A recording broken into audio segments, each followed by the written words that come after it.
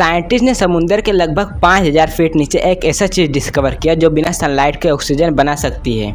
अब सोचो, इतनी गहराई में सनलाइट पहुंचती ही नहीं और प्लांट भी नहीं होते, फिर ऑक्सीजन आ कहाँ से रही थी। एक्चुअली साइंटिस्ट डीप सी में रिसर्च कर रहे थे। उन्होंने समुंदर के फ्लोर पर एक स्पेशल सीलेट चैम्बर रखा जिसके अंदर वाटर और ऑक्सीजन लेवल को मेजर किया जा सकता है। साइंटिस्ट को लगा था कि नीचे जाते ही ऑक्सीजन कम होती जाएगी क्योंकि वहाँ एनिमल ऑक्सीजन कंज्यूम कर रहे हैं, लेकिन हुआ इसका बिल्कुल अपोजिट। ऑक्सीजन कम होने की जगह बढ़ने लगी।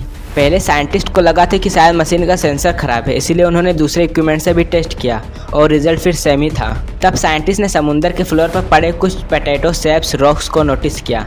इन्हें पॉलीमेटलिक नोड्यूल्स कहा जाता है। इन रॉक्स में मैग्नीज, आयरन, निकल और कॉपर जैसे मेटल होते हैं। साइंटिस्ट ने इन रॉक्स को लेबोरेटरी में सी वाटर के अंदर टेस्ट किया और हैरानी की बात यह थी कि वहाँ भी ऑक्सीजन बढ़ने लगी। साइंटिस्ट का मानना है कि ये रॉक्स अंडर वाटर बैटरीज की तरह बिहेव कर सकते हैं।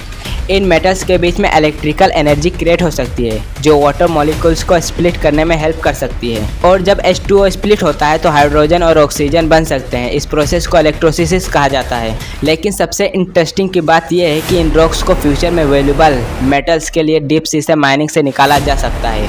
इसलिए साइंटिस्ट के सामने एक बड़ा सवाल, क्या हम जिस रॉक को माइनिंग के लिए निकालना चाहते हैं वही डीप ओशियन इकोसिस्टम के लिए इम्पोर्टेंट है?